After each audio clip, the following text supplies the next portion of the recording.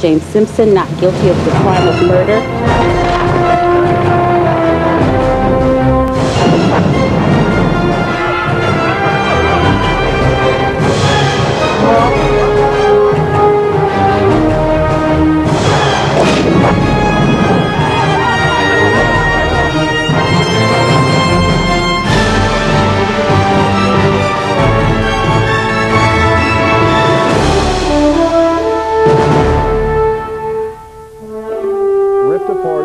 Mesta hryðjuverk í sögu Bandaríkjanna var framið í Oklahoma á árinu. Stjórnsýsluhúsið í borginni var eyðilagt í öflugri sprengingu og 170 manns létu lífið. Björgunarstarf var mjög erfitt en margir fundust á lífi í rústunum. Þjóðarsorg var lýst yfir. Einn maður er í haldi, Timothy McVeigh, og hefur hann verið ákærður fyrir að hafa sprengt húsið. Í upphafi ás hét Bill Clinton Bandaríkjaforseti því að leggja sig fram við að ná góðu samstarfi við þingið, þar sem repúblikanar hafa meirihluta. Þeir vilja stefna því að afnema fjárlagahallan og vegna þess fór allt í háa loft milli þings og forseta sem neitaði að staðfesta fjárlagafrumvarp repúblikana. Nær allur rekstur á vegum ríkisins stöðvaðist og starfsmenn ríkisins voru sendir heim. Eftir nokkra daga þrátefli náði svo bráðabirgðasamkomulag niðurskurð á útgjöldum ríkisins. Flestir töldu að Colin Powell, fyrrverandi formaður bandaríska herráðsins, myndi bjóða sig fram til forseta. Skoðanakannanir bentu til þess að hann myndi jafnvel geta sigrað Clinton forseta á næsta ári. Það kom því á óvart þegar hann tilkynnti að hann hefði ekki hug á að blanda sér í kosningaslaginn. En ljóst er að Ross Perot hefur ekki gefið upp vonina að hreppa forsetaembættið. Hann stofnaði stjórnmálaflokk á árinu sem hann nefnir Sjálfstæðisflokkinn.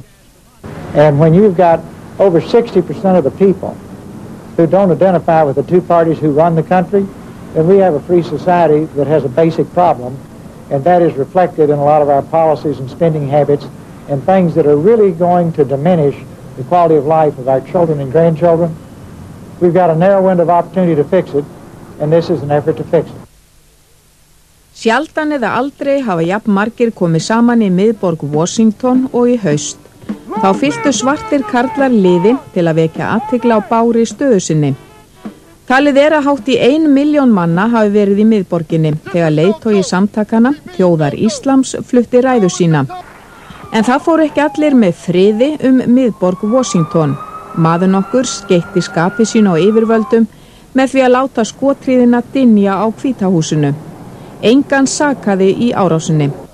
Og það er kannski eins gott að öryggisgæslan sé í lagi þegar Bill Clinton fær Rússlandsforseti í heimsókn. Það fór vel á með forsetunum og sjaldan hefur Bandaríkjaforseti hlegið jafn innilega framan í sjónvarpsvélar og á blaðamannafundi með Boris Yeltsin í Washington. Я надеюсь, что вы правильно все это поняли.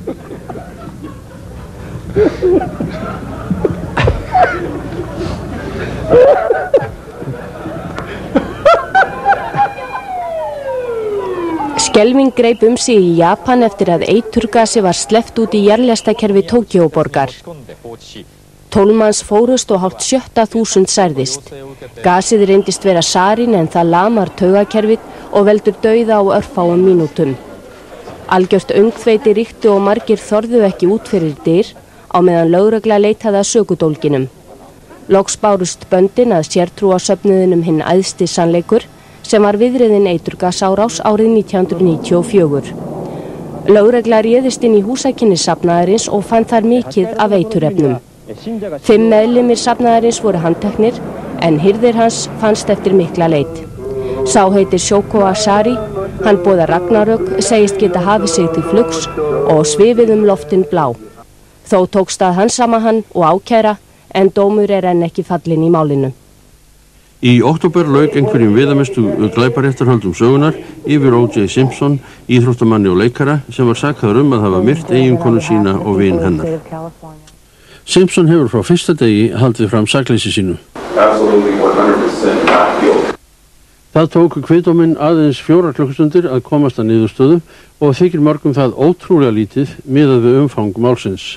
We, the jury in the above entitled action, find the defendant or Orenthal James Simpson, not guilty of the crime of murder in violation of Penal Code Section 187A, a felony upon Nicole Brown Simpson, a human being, as charged in count 1 of the information.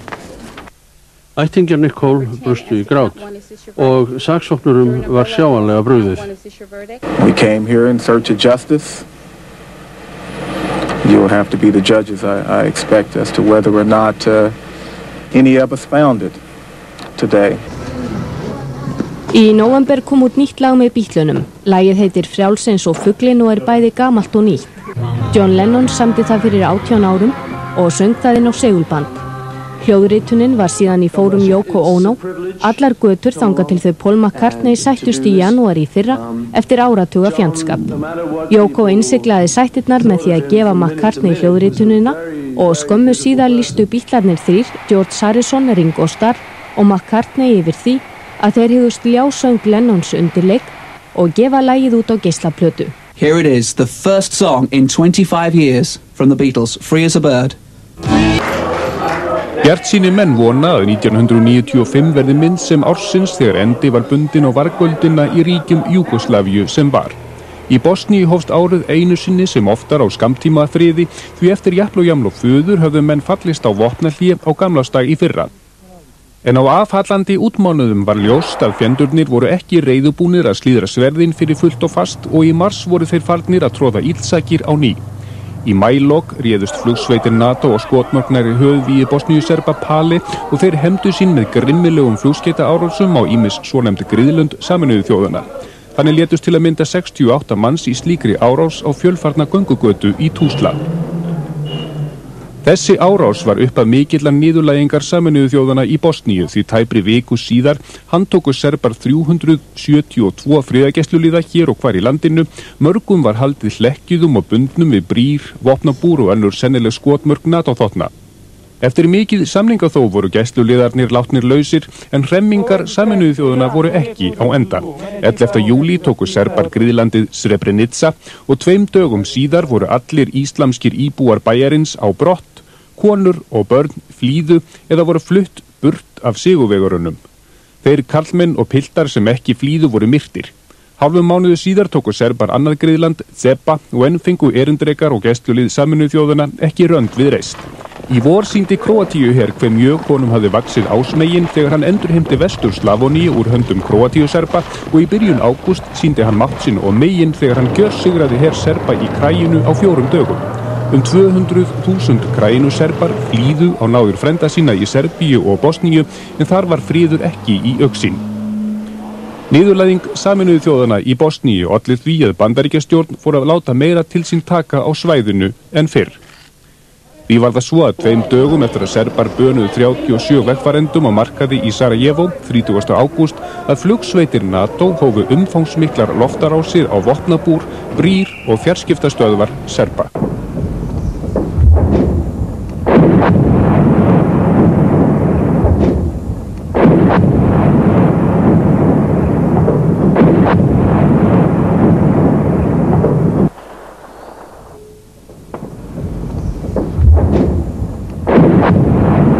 Samtímis hóf erindreki Bandaríkjastjórnar Richard Holbrooke mikla friðarsókn og varð tíðförult milli Sarajevo, Zagreb og Belgrad. Í síðasttöldu borginni þingað hann með Milosevic, Serbíuforseta, en oddvita Bosníu-Serba virti hann að vettugi. President Milosevic has accepted the contact group plan. He has endorsed the American Peace Initiative, and he has accepted 5149 as the starting point for negotiations. Þegar loftárásir NATO lömuðu her Bosníu-Serba, sættu Króatar og Bosníumenn lægi og hófu sigursæla sókn í norður Bosníu. 5. október var enn samið vopnahlé og mánuðu síðar hófust viðræður forseta Bosníu, Króatíu og Serbíu í Dayton í Bandaríkjunum. Þar sömdu þeir frið 21. november og var samningu þeirra staðfestur á ráðstefnu í París 14. desember. Þá hafði vargöldin í Bosníu staðið í 3,5 ár og orðið að minnsta kosti 250.000 manns að bana. 100.000 eru örkumla, 3 milljónir manna flýðu heimili sín. To my people I say, this may not be a just peace, but it is more just than a continuation of war. Ljóst að Bandaríkjastjórn og NATO unnu mikinn diplómatískan sigur með því að knýja menn til að semja frið í Bosníu og Króatíu. En vandi fylgir vegsemd hverri. Af 60.000 manna friðargæsluliði Atlantshafsbandalagsins og bandamanna þess eru 20.000 bandarískir. Margir serbar eru óánægðir með Dayton-samninginn og hugsa Bandaríkjamönnum þegjandi þörfina, þannig að enn hætta á að ófriður brjótist út í Bosníu. Norsku sigurvegararnir í söngvakeppni evrópskra sjónvarpsstöðva voru ekki fyrr komnir heim til Noregs, en þeir voru sakaðir að hafa gerst fingralangir. Sigurlagið hljómaði óneitanlega kunnulega í eyrum belgísku götuhljómsveitarinnar Magreb.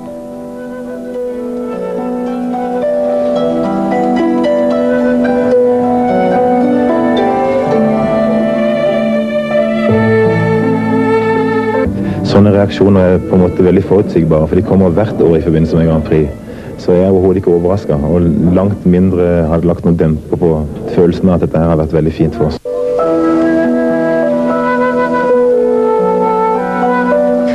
Vous êtes plébiscité par des millions et des millions de téléspectateurs aujourd'hui. Ça y est, là, on est des stars, là, ça y est. Mais on avait toujours pensé que ça finirait comme ça, c'est évident. Hein. Tu croyais pas si tôt? Svo virðist sem samkomulag hafi ríkt að þagga máli niður og leið norska lagið sem mikið var spilað fyrstu dagan eftir keppnina, en heyrðist svo ekki meir.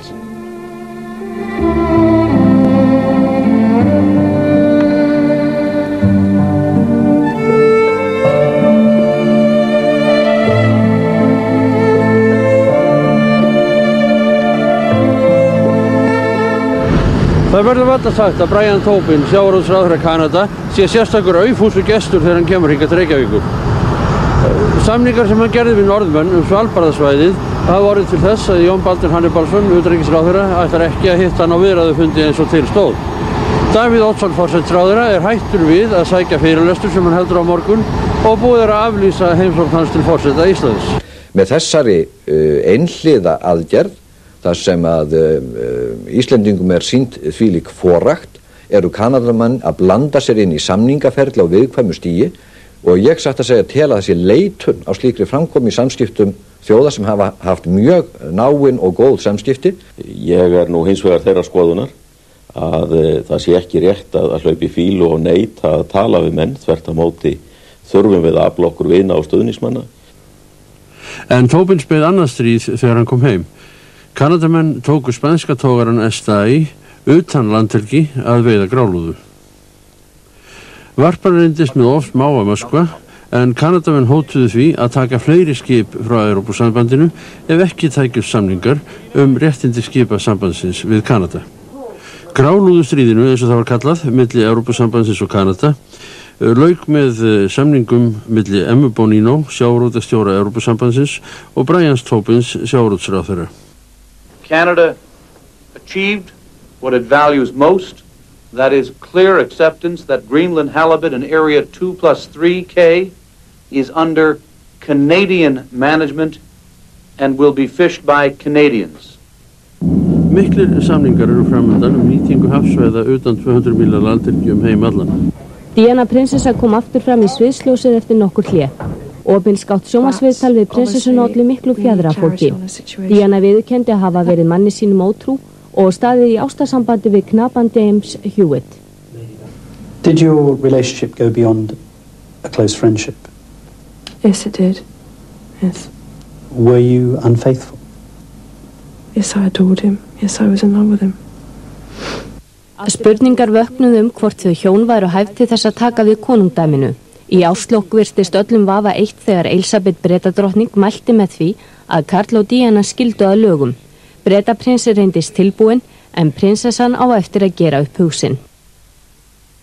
Athygli almennings og fjölmiðla í Danmörku beindist mjög að konungsfjölskyldunni á árinu, einkum þó að yngri syni drottningar, Jóakim prins. Það er óhætt að segja að það hafi komið öllum á óvart þegar hann kynnti konuefni sitt í vor. Alexandra heitir hún og frá Hong Kong.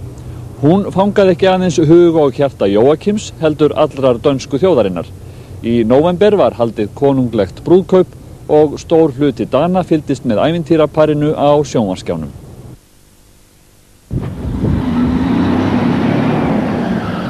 Hann var ekki síður ævintýralegur og umtalaður, flóttinn úr Víðslöselíle fangelsinu í Kaupmannahöfn. Öflug jarðýta ruddi föngunum leið út í frelsið sem þeir raunar nutu ekki lengi. Minni ævintýrablær var yfir sænska jafnaðarmannaflokknum á árinu. Eftir að Ingvar Carlsson lýsti því yfir að hann hygðist draga sig í hlé, var fastlega búist við að Mona Sahlin yrði eftirmaður hans í embættum flokksformans og forsætisráðherra. En fjölmiðlar ljóstruðu upp korta misnotkun hennar og fjármálaóreiðu og þar með var hún úr leik. Erfiðlega gekk að finna heppilegan og áhugasaman frambjóðanda, en á endanum hætti Göran Persson fjármálaráðherra að segja nei och sagde loks ja. Rörelsen har på så frågat och då tillhör det den tradition som jag uppfostrade i att man ställer upp. Stjórnarskipti urðu í Finnlandi. 5 flokka stjórnundir forystu jafnaðarmannsins Paavo Lipponens tók við völdum. Merki efnahagsbata sjást nú í landinu, en mikið atvinnuleysi varpar þó skugga á. Nú hafa Svíar og Finnar fengið að reyna aðild að Evrópusambandinu í 1 ár. Meirihluti Finna sæmilega sáttur en mun meiri óánægja meðal Svía. Þessi óánægja kom fram í fyrstu Evrópuþingkosningunum í Svíþjóð, þar sem andstæðingar aðildar unnu mikinn sigur. Man inser att Norge gjorde rätt när man ställde sig utanför det här superstartprojektet. Norskir Evrópusambandsanstæðingar gátu í nóvemberlok fagna því að þá var ár liðið frá því að aðild var hafnað í þjóðaratkvæðagreiðslu. På 1 års sikt så tror jag inte det är så väldigt mycket som ville varit annorledes. Vi ville haft en lite annan inrättning på landbruksoverføringene och landbrukspolitiken. Och så vill vi kanske ha lite lavere matvarepriser. Men i hverdagen i Norge så vill ju inte detta ha blivit märket för folk flest. Innganga Svía og Finna í Evrópusambandið leiddi til endurskoðunar á norræna samstarfinu sem nú hefur öðlast nýjan tilgang. Men jeg håber, vi vil se en regeringskonference, hvor Danmark, Finland og Sverige i meget intens kontakt med Island og med Norge vil fremme den nordiske dimension. Það hafa orðið breytingar á skipulagi Norðurlandaráðs og á næstu árum má búast við frekari endurskoðun. Einn maður sem starfar í útibúi Baring Brothers bankans í Singapore hætti og tapaði meira fé en nemur öllu eigin fé bankans. Hann gerði það í viðskiptum sem nefnd eru ýmist afleiður eða afsprengi. Þetta eru samningar sem kveða á viðskipti í framtíðinni. Þá samið verð á til dæmis hlutabréfum, gjaldeyri, húseignum eða ýmsu öðru á einhverjum tilteknum tíma í framtíðinni. How could an individual trader lose what is more than the capital of the company? That is a very difficult situation to understand. Maðurinn sem stóð fyrir þessu, Nick Leeson, var dæmdur í 7 ára fangelsi en hann kemur ekki snauður út. Hann fikk $500,000 fyrir ævisögu sína. Og nú komin á markaðinn Leeson bjór. Á Harry's Bar í Singapúr vinsælasti drykkurinn núna bankabrjótur til minningar Leeson. Mikinn óhugsett að Ísraelum þegar heittrúaður múslimi varð sjálfum sér og 18 öðrum að bana á strætisvagnastöð við Tel Aviv. Ísrael stjórn var ráðþrota gagnvart sjálfsmorðsárásum. Víðtekar hefndaraðgerðir á Vesturbakkanum, bitnuð á óbreyttum borgurum, var meinað að sækja vinnu sína í Ísrael svo vikum skipti. Hryðjuverkin vörpuðu skugga á friðarumleitanir og viðræðum var æ ofan í æ frestað. Herskáir ísraelski landnemar létu mikið að sér kveða og helguðu sér sumstaðar land Palestínumanna. Síðsumars tókst að semja sjálfstjórn Palestínumanna á Vesturbakkanum. Þar var tryggt að Ísraelsher færi frá 6 borgum og að í kjölfarið sigldu kosningar Palestínumanna. Borgin Hebrón þó enn þrætuepli. Þar býr fámennur hópur gyðinga við helli forfeðranna sem þeir segja grafreit Abrahams. Í augum íbúa hér það friðþæging ef ekki frelsun að setja stað við einn helgasta dóm gyðinga. Ísraelskir ráðamenn samþykktu þetta sjónamið og Arafat sætti sig við það í bili. 28. september var sjálfstjórnarsamningurinn undirritaður í Washington. We should not let the land that flowing with milk and honey become a land flowing with blood and tears. Það leið ekki á löngu þar til blóði var aftur úthellt. 4. nóvember kváðu við skothvellir á friðarfundi í Tel Aviv en þar var forsætisráðherrann heiðursgestur. Skotin geiguðu ekki, öfgasinnaður gyðingur hafði banað Rabin.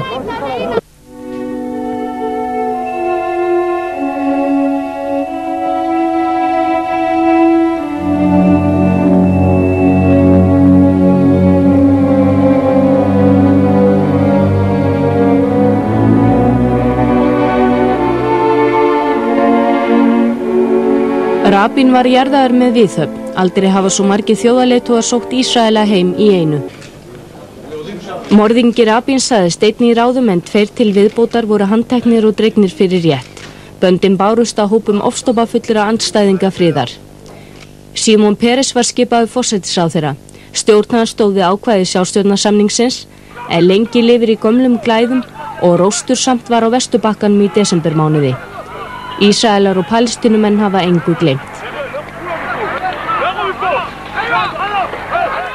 Framkvæmdastjóri Atlantshafsbandalagsins Willi Klaas hrökklaðist úr embætti á árinu vegna ásakana fjármálamisferli, skjalafals og spillingu í sambandi við þyrlukaup stjórnvalda í Belgíu. Hann var utanríkisráðherra í Belgíu áður en hann varð framkvæmdastjóri Atlantshafsbandalagsins. Notwithstanding my decision today, which is an extremely difficult one, and indeed represents a personal tragedy both for myself and my family.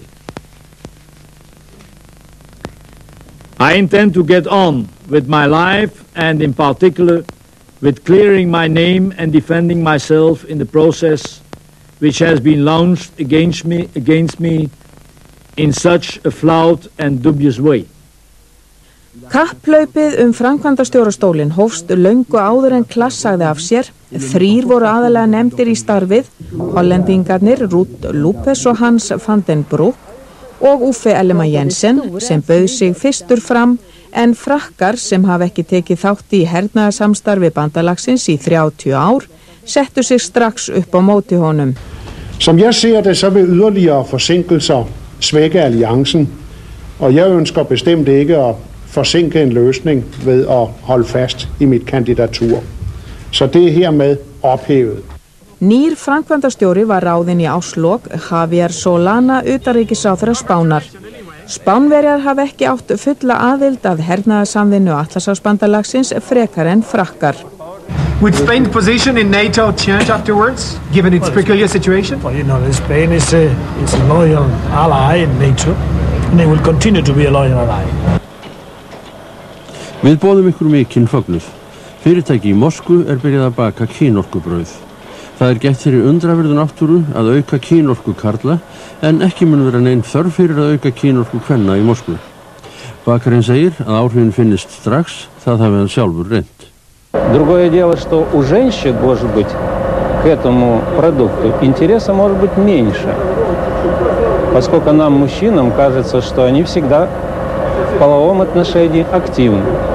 Что касается мужчин, то этот хлеб действительно помогает. Og ánægjan með kynorkubrauðið leynir sér ekki. Samskipt okkar við Kínverja voru óvenju mikil á árinu. Hingað kom varaforsetis og utanríkisráðherra Kína, Chen Chi-chen, í opinbera heimsókn. Hann ræddi mannréttindamál, málefni Taívans og fjölskyldustefnu kínversku stjórnarinnar við sjónvarpið. Allt viðkvæm mál sem mikið voru í fréttum á árinu. Ráðherrann kom hingað með fjölmenna sendinefnd og í kjölfar heimsóknar hans kom enn fjölmennari nefnd sem fjallaði viðskipti landana. Árangurinn varð meðal annars nýtt íslenskt kínverskt viðskiptaráð og mikill áhugi Kínverja á álmálum. 6 ár eru liðin frá blóðbaðinu á torgi hins himneska friðar, þegar mörg hundruð lýðræðissinnar féllu í árás hersins. Jung Chang, höfundur metsölubókarinnar Villtra svana, sem fjallar 3 kynslóðir kvenna í Kína, ræddi meðal annars mannréttindamál þegar hún kom hingað til lands. What the government is most afraid of is organized opposition. So if you are trying to fight the regime through organized opposition, That's absolutely not allowed. Samskipti Bandaríkjanna og Kína voru í uppnámi á árinu eftir að mannréttindafrömuðurinn Harry Wu var handtekinn. Hann hefur undanfarin ár dregið mannréttindabrot Kínverja fram í dagsljósið. Breska sjónvarpsmyndin Biðsali dauðans sem fjallar dráp á kínverskum stúlkubörnum var meðal annars til þess að sænsk systrasamtök kvenréttindafélagsins hættu við að taka þátt í kvennaráðstefnu Sameinuðu þjóðanna í Kína. Hún var sett 4. september.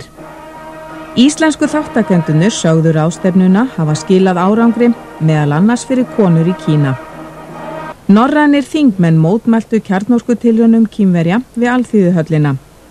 Og Bandaríkjamenn urðu ævir út í þá fyrir að virða að vettugi, lögvendaðan höfundar og framleiðslurétt bandarískra fyrirtækja. Viðskiptastríði var afstýrt þegar samkomulag náðist milli ríkjanna margþættan viðskiptasamning sem undirritaður var í Peking. Viðskipti Kínverja og Evrópuríkja hafa aukist gífurlega og dæmi áhugan eru heimsóknir Þjóðverja til Kína. Helmut Kohl, kanslari Þýskalands, minntist ekki einu orði á mannréttindamál í heimsóksinni til Kína og heldur ekki 45 forstjórar sem voru með honum í för. Í Quebec voru greidd atkvæði aðskilnað frá Kanada. Litlu mátti muna því aðskilnaður var felldur með aðeins 1% mun. To all Canadians, I say that a majority of Quebecers have chosen Canada in part because of the incredible outpouring of good feelings and goodwill demonstrated over the last week. Ordinary Canadians inside Quebec and throughout Canada stood up and proved what this country is all about. Aðskilnaðarsinnar sem sækja fylgi sitt til frönskumælandi íbúa í Quebec voru að vonum vonsviknir en töldu þessi úrslit þó enn eitt spor í átt til sjálfstæðis. Les jeunes, eux, commencent là-dedans. Ils viennent d'avoir un échec, mais si peu. Ils vont y arriver bientôt. Mais vous, les vieux camarades de combat, restez dans les rangs. On a besoin de vous. La souveraineté, on y touche.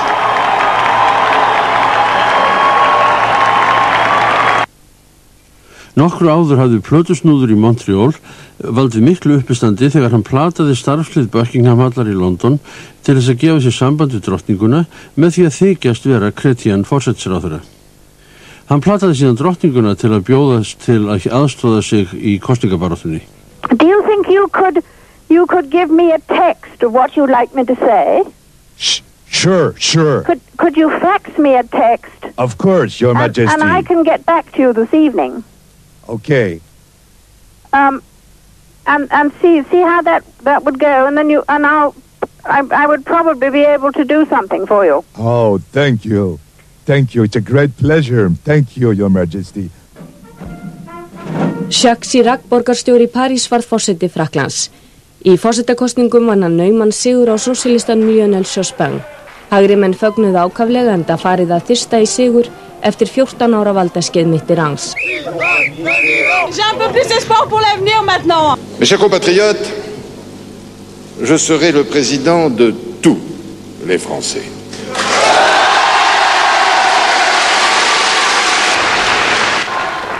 Chirac skipaði utanríkisráðherrann Alain Juppé í embætti forsætisráðherra.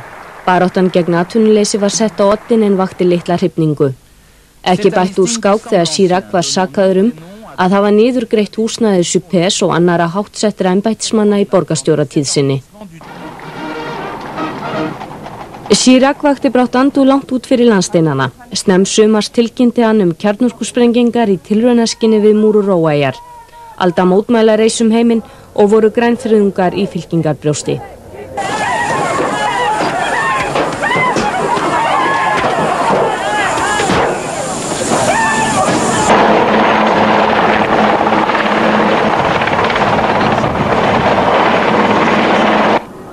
En allt kom fyrir ekki og fyrsta sprengjan á 8 sprakk í septembermánuði. That the government of France had dismissed, effectively by their decision, dismissed the outrage, the condemnation of the world, not only the South Pacific. Sprengjuherferð hófst á lestarstöðum Parísarborgar í sumar, en sú mannskæðasta varð í júlílok. Ríkisstjórnin setti 1 milljón franka til höfuðs tilræðismönnum, böndin bárust að herskáum múslimum en lögreglu þraut ráð í leitinni. Ríkisstjórn Frakklands var stokkuð upp í nóvember og Juppé boðaði áætlun sem átti að tryggja aðgang að evrópska myntbandalaginu. En breytingar á tryggingakerfi kveiktu í járnbrautarstarfsmönnum. Þeir fóru í verkfall og fyrr en varði logaði ríkisgeirinn í vinnudeilum.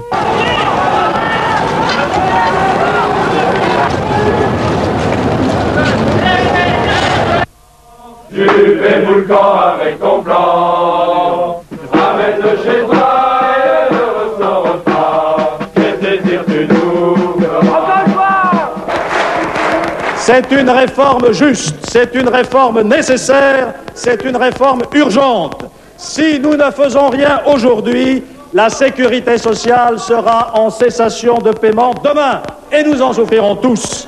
Almenningssamgöngur lömuðust, menn sátu fastur í umferðinni eða fundu sér annan ferðamáta.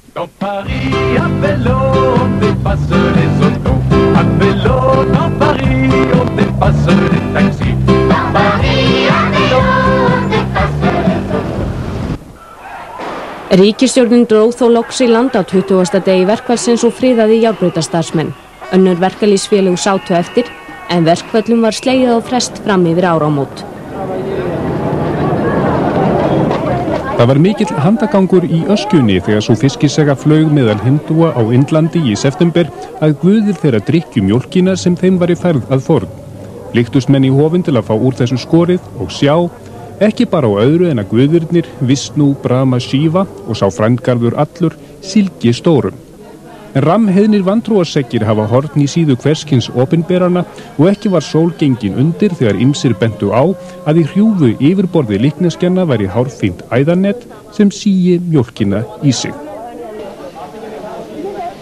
Mestu náttúruhamfarir ársins urðu miðjan janúar þegar mikill jarðskjálfti varð í hafnarborginni Kobe í Japan. Manntjón var skelfilegt og heil hverfi í borginni jöfnuðustu jörðu. Einn Íslendingur var í borginni þegar þetta gerðist, Jón Þrándur Stefánsson, viðskiptafræðingur. Það er svona kringum 300.000 manns sem eru heimilislausir hér í borginni í dag. Og svona til þess að gefa mynd af stærð þessar hörmunga, þá eru yfir 5.100 mann sem hafa látið lífið og það er yfir 100.000 hús sem hafa skemmst eða hrunið. Sem þýðir það að það er sjálfsagt meira heldur en allir húsakostar á Íslandi. Það er mjög sláandi þegar maður kemur hingað aðeins hálfum mánuði eftir þau ósköp sem yfirdundu, hversu langt fólk er komið með að hreinsa upp miðbæinn og hversu mikið er gert til að koma lífinu í eðlilegt horf. Stjórnvöldum hefur verið legið mjög á hálsi fyrir slælega frammistöðu. Hins vegar segja menn sig hér eiga heima að fólk hafi tekið höndum saman og bjargað því sem bjargað varð. Samstaða fólks hafi ráðið því að ekki fór miklu verr en ella. Ráðhúsið í Kóbe er 35 hæðir, nýlegt hús og í því brotnaði ekki svo mikið sem rúða. Við hlið þess stendur hins vegar skrifstofubygging sem er ónýt og ein hæð alveg horfin. Það verður manni ljóst að hægt er að byggja hús sem þola jarðskjálfta.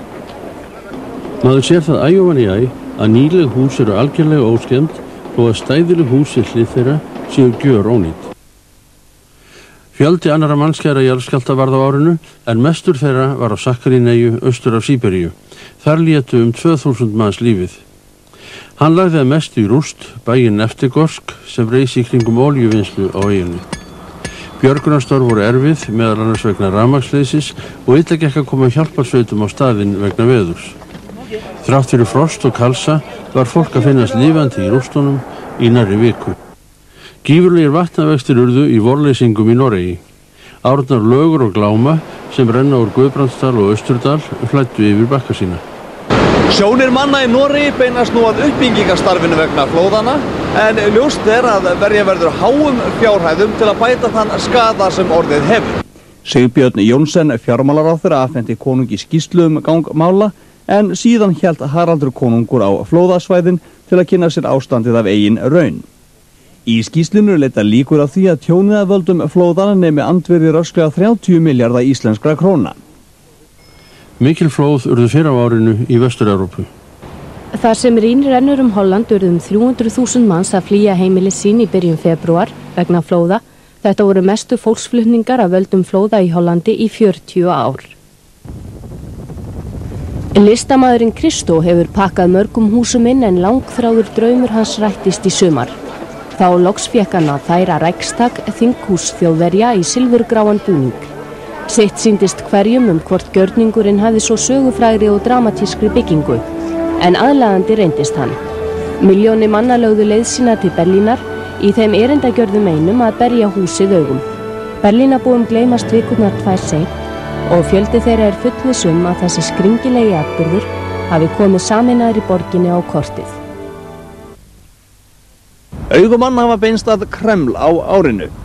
Boris Jeltsin, forseti Rússlands, hefur átt við veikindi að stríða og menn hafa dustað rykið að gamalli fræðigrein, svokallaðri kremlológíu.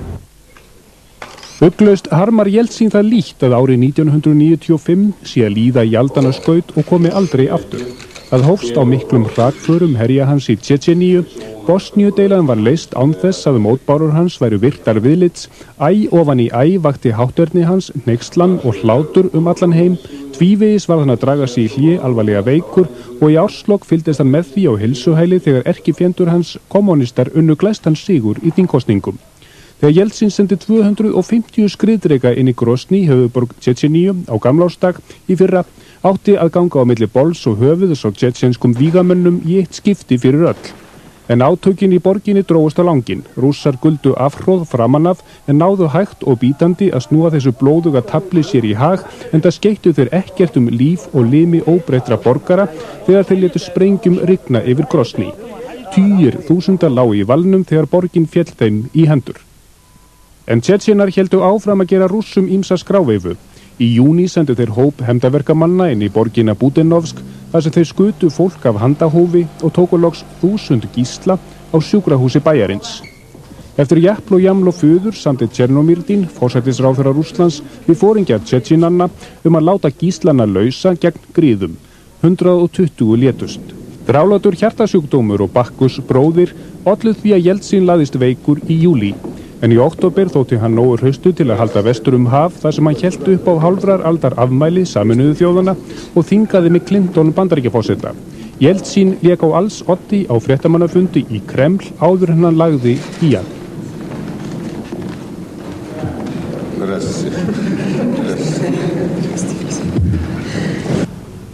Þegar heim kom veiktist Jeltsin á ný og hefur hann enn ekki náð sér að fullu. Þótt kommunistar innu stóran sigur og sætan í þingkosningunum 17. desember getur Jeltsin þó huggað sig við það að það var fyrst og fremst á kostnað annara, höfuðfjenda hans, þjóðerni sinna úr sveit Zirinovskis. Þeir Jeltsin og Tjernomyrdin forsætisráðherra hafa báðir lýst yfir því að þeir hyggist ekki söðla og taka upp nýja stjórnarstefnu. En leiðtogi kommunista, Gennadij Tjúkanov, segist aðeins hafa unnið áfangasigur. Enda kann svo að fara að hann etji kappi við Jeltsin eða Tjernomyrdin í forsetakosningum í júní í sumar. Ný íþrótt dregur unga ofurhuga hvaðanæfa til Noregs. Hún felst í því að menn kasta sér fram af alltaf 1000 metra háum björgum og þótt þeir hafi fallið erfitt að trúa því að þetta sé hættulaust með öllu. Engin alvarleg slys hafa orðið svo vitað sé, en forysta samtaka fallhlífastökkvara í Noregi rekur hins vegar hvert þann úr samtökunum sem stundar fallhlífastökk af fjalli. Ofurhugarnir hafa því stofnað með sér ný samtök. Höfuðvíi þeirra við Lýsefjörð í Noregi, enda aðstæður til vill hvergi betri en þar, en yfirvöldum ekki sel.